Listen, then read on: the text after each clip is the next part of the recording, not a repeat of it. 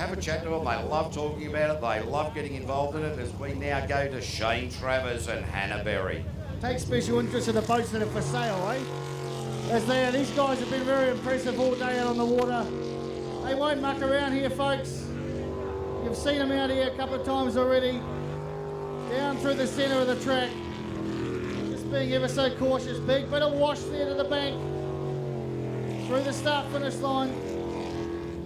Shane Travers hasn't been driving this track as well as I've seen him drive in recent meetings. Really just hasn't got this the confidence in here. Well, gets it pretty straight going up into the hairpin. A couple of times he's got it bogged in there. Not as quick as his old man in and out of there. Plenty of experience as a navigator. First year behind the wheel as the pilot. But yeah, just not squeezing it the way that I have seen him do in previous meetings. Yeah, going very, very cautiously on this qualifying round, KV. I don't know why, but they posted some good times beforehand. They go up through the middle of the track now. One more turn to go before they come past. Let's look at the time we've got on these guys. It's going to be a 1 minute 166. 1 minute flush, 0.166. And he's 0.7 quicker than his previous best time, so that's a positive. Yeah, you'd have to be happy with that, even though they were a bit slower, so they could have given it a bit more juice on a couple of occasions, but they'll be happy with that. They'll be happy with that.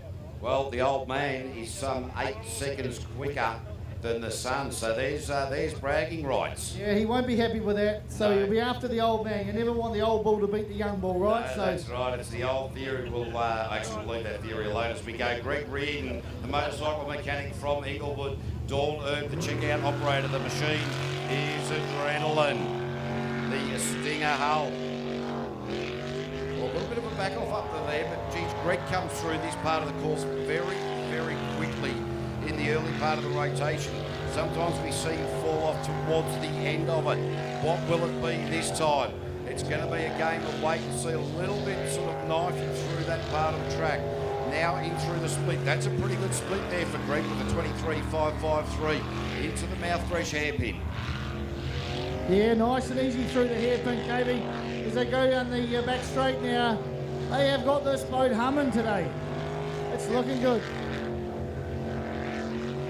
That constant radius left-handed. This is the opportunity to take a breath through here. Line it up through the flip-flops. Nicely done through there. This is going to be a good lap for Greg Reardon.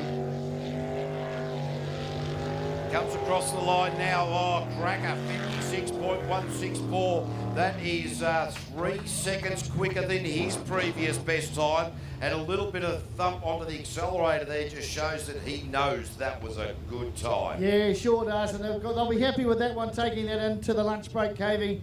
They'll be able to sit down and have a sandwich and think, well, we knocked 3 seconds off qualifying 4.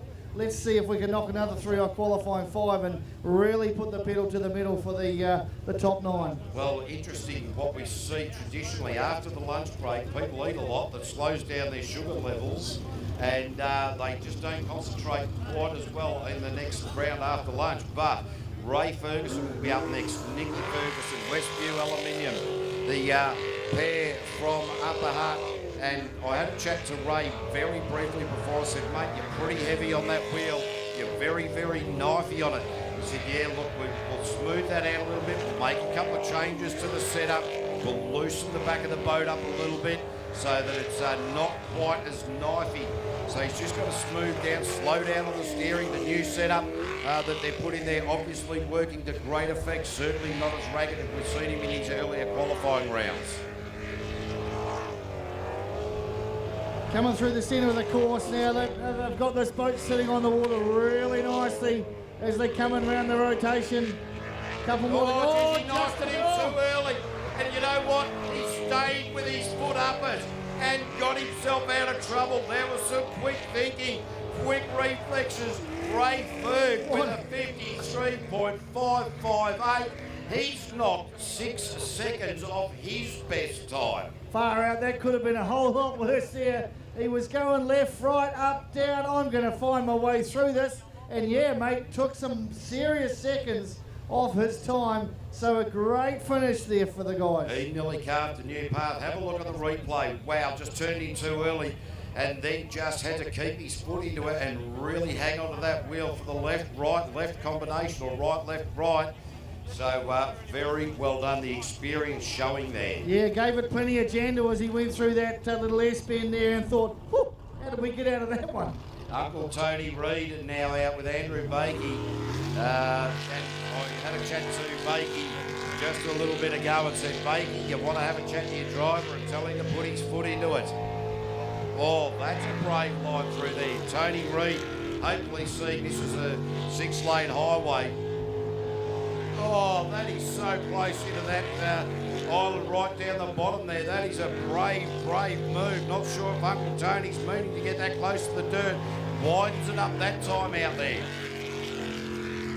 Nice line through that chute into the hairpin. Oh, look at that. That's beautiful work coming out of that hairpin. He's getting, as you see, Cave, he's getting seriously close to the bank. But that's okay. Whatever works to get you the fastest time. As we see him come back through the centre of the course. He'll hang a right, spin around, and he'll come back towards us. Yeah, a little bit of an ease off through that washing machine effect through there. Got the boat settled back down again. Much better lap for Uncle Tony from Drillco, and across the line in a 59.063. So he's gone 1 second quicker than his previous best time. Mate, 1 second is good for me. I tell you, mate, that's all it's going to take. Sometimes 1 second is all it takes to win the race, mate. Exactly. So, well, Uncle Tony, one of the blokes that he's been around the sport for a number of years, used to race some 15 years ago, and well before that, he retired from the sport for 13 years, and his nephews in Jake and Daniel Reid decided that they wanted to go racing, and Uncle Tony couldn't just sit by and watch them, so he's gone out and said, I'm having a go, boys. Yeah, funny that, you know, it stays in you, doesn't it? It stays in your blood. So Dean and Aaron Riddick from New Plymouth for Merritt RV out on track. The last time out, these boys spun it out and parked it on the dirt. They'll be looking for a much better result this time out. There was some serious horsepower coming out of the start as they come past time for the split now. 14.786. Dean and Aaron Riddick.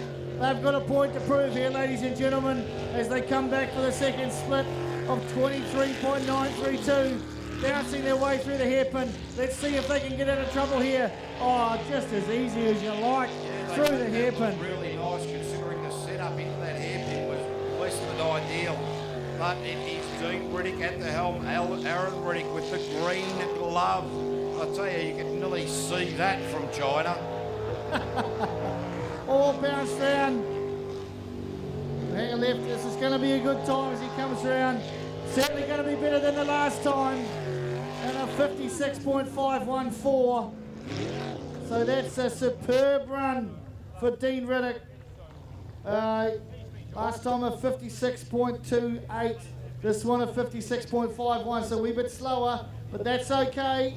At least they're not on the grass, Katie. Yeah, that's right. Because their last time out, that didn't end very, very well. So, well, they're a little bit slower than a Q2 run, but coming in to lunch break, we'll give them that opportunity to set and forget and reset and do whatever you need to do. But it's going to be hyper sprint time. Jet Design Co.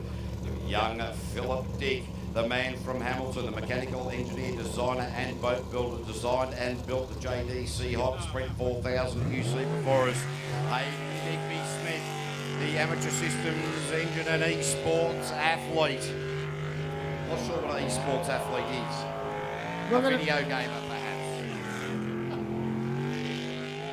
Oh, nearly got it sideways as he went past the bank. Come through for a split time of 15.471. Oh, wrong way. Gone the wrong way, KB. This is not good. I'll have to pick that up. We'll let you know when he's back on course, folks, which he is right now as he picks it up. Oh, really no way. There, got the back of the boat well outside of where he likes to be. Ragged run for Phil. Just really easing off the power now. Realising it's not a good run through plenty of time. And he puts it on the grass. on the bank. And, well, does he keep going? Yes, he does. Will the Jet unit have a gut full of grass and mud? Well, he's still going. I dare say that Phil Dick will actually just take that back and potentially just park that back up with the trailer and just tick that box and say, we're not going to have another go. I think, mate, you're right. He sort of got him into trouble as we pick it up on the replay now. He came round the bend, thought, yeah, I'm going okay here, until he got hold of the grass. Something picked him up and said, take that. There he goes, round the bend, up, over, on the grass. Thank you very much for coming. I'm going to try again. Caveman says he'll get started. He said, no, I won't. I'm just going to anger my way back to there. I'm going to blow out my frustrations, lift the visor, and go, what went wrong there? Yeah, the next boat to face the start will be Clayton Tisdall. Clayton's previous best was actually in Q1 with a 58.315. Got a DNF in qualifying 3. They got the rotation wrong.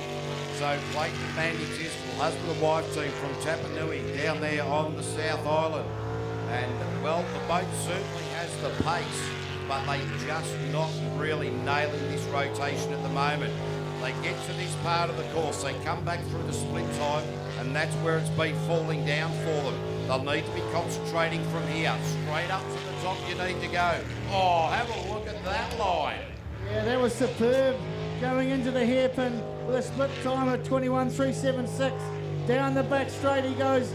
This boat is impressive. It's been impressive all day, folks, and continues to be impressive. The drive of Clayton and Mandy, they've got this boat absolutely humming. We talked to them a bit earlier on. They said, don't worry about us, we'll be on the podium. As they come around the Mouthfresh finish line with a time of 51.703, 7 seconds quicker than their previous best time. Phenomenal, and very close to that island on the inside, coming under the start finish beam there. So great run. They will be happy to get that one under their belt. All right, Neil Marshall will be up next in the Eagle Automotive Machine. Jay Hayden from TA, the nurse, the lady who's the speculator.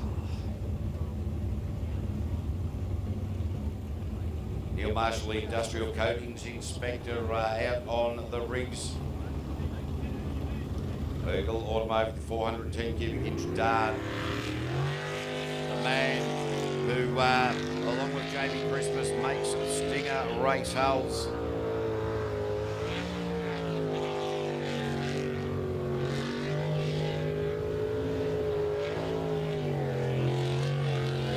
So Neil Marshall in his Eagle Automotive Vessel, another one of these guys, and there's a couple of them absolutely OCD with keeping their boat spot on, 21.974. Another fastidious guy. You'd be hard pressed to find a speck of dust anywhere in this boat. Absolutely phenomenal how well they keep this and how well it's presented. So Jay Hayden. Well, the boat is catching a little bit of a crab in the pressure wave coming down the back. Wrong way. They have gone the wrong way. Neil Marshall recognised that, as did Jay Hayden. Now they are back on course proper again, but that's thrown plenty of time at it. So a little bit more real estate they used there than necessary. 101.172, 61.172. They would have been looking for a post 60 time there, Caveman. Unfortunately, with the wrong rotation, cost them 3 or 4 seconds. And when we start getting into the crux of it, mate, that's a big gap. And they can't pull that back. Lucky they've got one more qualifying time. But yeah, that'll be unfortunate. They'll debrief when they get back to the trailer and think, what did we do wrong there, fellas? Yeah, they'll certainly, well, as soon as they went the wrong way, both driver and navigator realised that Neil Marshall, plenty of experience, just continued on, knew exactly where they had to go back to recorrect themselves. And, well, at least they posted a time. So, as we go, Elite Kitchens, dream it, live it. If you're looking for a new kitchen, get hold of Sean and Faye Rice out of New Plymouth and go New Kitchens. As Julia Murray looks at me, she's been wanting a new kitchen for about 48 years at the moment. And, well, we just won't touch on that too much. We'll describe that to you a little bit later there, Steve. But Sean and Faye Rice, the Elite Kitchens machine. The former sprint car driver, now into sprint boats, is Sean Rice. Faye Rice, of course, the aerobatic pilot out of New Plymouth. And have a look at the way that this boat sits in the water. The split 21.779 cracker. Down through that hairpin, look at that with ease. That machine's taking that hairpin easy all weekend. Round through the middle, bouncing his way through. These guys are impressive, K-Man. They are just so confident in this rotation. Confidence personified. Into the latter part of this lap, really open up that left-hand apex, squeezing the throttle across the line. Oh, great time. 51.356, straight to the top of the table. 0.4 quicker than Clayton and Mandy Tisdall. Yeah, that was a great run, and you're going to stick at the top of the ladder if you keep posting times like that. So they'll be pretty happy with that going into the lunch break, K-Man. With Simon Gibbon coming up next. Simon Gibbon's previous best time is a 51.6. So with Sean Rice and Clayton Tisdall down around those times as well, it's certainly making for interesting racing. Simon Gibbon from North Canterbury, Donna Thompson from Wanganui, Novus Auto Glass, Scott Construction, Woodbank Park Cottages, King Watercraft and Justin Neal Engineering. Show us your crack, Caveman. Not you, the boat's coming out now. Yeah. Stay there. All right, I'll continue to sit. I sit very well. Oh, a bit of a miss there as the boat just hit the engine rev limiter there. So really pushing super hard. I dare say there's been a change of impellers in the boat, causing the engine to hit that rev limiter. You can see Simon's father, Gibby, standing in front of us. Donna's husband, Nick Candish, also in front of us, just seeing how this run is going to go. And, well, I dare say this is a little bit down on where they really ideally like to be. Yeah, watch how close they get to the side of the banks. They're using every bit of grass they can to find or every bit of mud they can to slide around as quick as they can go. They go really close to that groove on the end of that island. They'll swing this time. This time's looking good. Here we go. They're coming up to the start finish line now. Oh, 52.281. They've gone backwards from their previous best time by about 0.6 per second. So the changes that were made there, obviously not to great effect. What are you going to do about that, Nick Candish? You're just going to give me the thumbs up. Gibby, if you got any ideas. There's the two crew chiefs there just wandering back down there to have a bit of a chat to the crew from Novus Auto Glass. I reckon they go back and change whatever they change it back because that last time was better. Oh, right, so change back to what they changed before they changed it. Yeah, if they can remember the change that they changed. Right. You got it? Yeah. Yeah. How are you going there, Julie? Did you understand that? No. That makes three of us. Yeah. Tim Betts, the builder from Auckland, out there with Joe GrpAQ4. He's out on track, and Joe GrpAQ4, we discovered he's a rally driver navigator, and she's just going to get the nut behind the wheel back on course here. So Tim Betts, last time out, had made a rotational error, so we hope to see that Jojo can keep on to that. Betsy's certainly not pushing as hard as he potentially could. Yeah, well, they're looking to be posting some numbers after their name instead of some letters. They've had two DNFs. Oh, nearly another one as they get pretty tight on the hairpin. But they're going to get through this. They've got to go sub 1 minute to beat their time. Last time they went through at 60.622. They're looking pretty good at the moment, though. Yeah, the Violent Tendencies machine, the chameleon, it's continually changing colour to blend into its surrounds. Now heading back towards the commentary side of the course. Now the transition to the far side of the course from commentary. Tim Betts and Jojo across the line in a 64.742, 104.742. And they have gone backwards by a great rate of knots. That's all right, mate. That's 2 times 2 DNFs. The fifth one's going to be the winner. The winner. Yeah, it's going to be the winner. That means it's going to be their best time. Oh, I'm reading wrong. That is their best time. I'm reading something completely different. Anyway, that's up for the organisers to work that one out. So Betsy posted the time. That is the most important thing as we go Super Mario. Ross Travers, Amanda Kiddo, Evening Motorsport, Lincoln Sports and Social Club, Fordell Garage, Stevo's Distributors, Coleman, and performance. And have a look at the boogie that Ross Travers has got going on at the moment. So Ross Travers really got to hurry up here in Radioactive at the moment at a 22.120 on the split. Lines it up through the front chute. Seems to have nailed that every time. Out of the Mouthfresh hairpin. Mouthfresh, the best tasting toothpaste in the world. Have a look at the way Ross Travers really just operating beautifully at the minute. Oh, these guys have been they've been sexy all day as they fly through. Look at that power coming through the middle of the course as they come round to the start. This is going to be a great time, Caveman. And they have posted a 52.887. 52.887 the time. Well done to those two, Super Mario, Ross Travers and Amanda Kiddo. In fact, 0.4 slower than their previous best time. So, well, they're still within 0.4, so certainly consistent.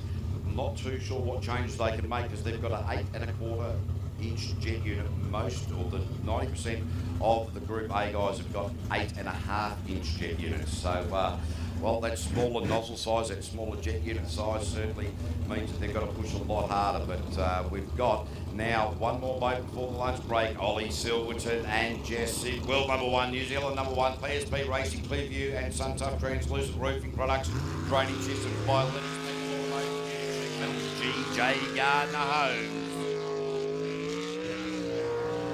Ollie Silverton last time out, not the smoothest run that we've seen. This time, at least in this early part of the lap, looking pretty smooth. The sort of smooth driving that we do see Ollie Silverton consistently perform time after time. I think qualifying 3 was a bit of a misnomer. Looking a lot better at the moment through the hairpin. The boat just on rails. Yeah, sat there nicely as it came out of the exit of the hairpin through the middle of the course. They were on track to post a good time. All they've got to do is keep it together, folks, as they go back down the back of the course. They'll come back towards us. A couple more turns to go. This time's looking pretty good. Oh, it's just about to win the wrong way. Back through the finish line and posted a 51.462. Have a look at the replay very soon. You'll see they almost went the wrong way. Thought, no, that's not it. We've got to go back here and manage to keep it on track. And I do believe, Caveman, this might be their favourite time of the day. That's right, mate, lunchtime. So here's how it looked for Q4 for the Group A. It was Sean Rice, Ollie Silver, Clayton Tisdall, Simon Gibbon, Ross Travers, Ray Fern, Greg Reading, Dean Reading, Tony Reid and Tim Coleman making up the top 10. We'll take a short break before lunch. Ladies and gentlemen, remember, no smoking in the pit area, no alcohol allowed in the pit area. Get down there, say good day to everyone. We'll see you very soon.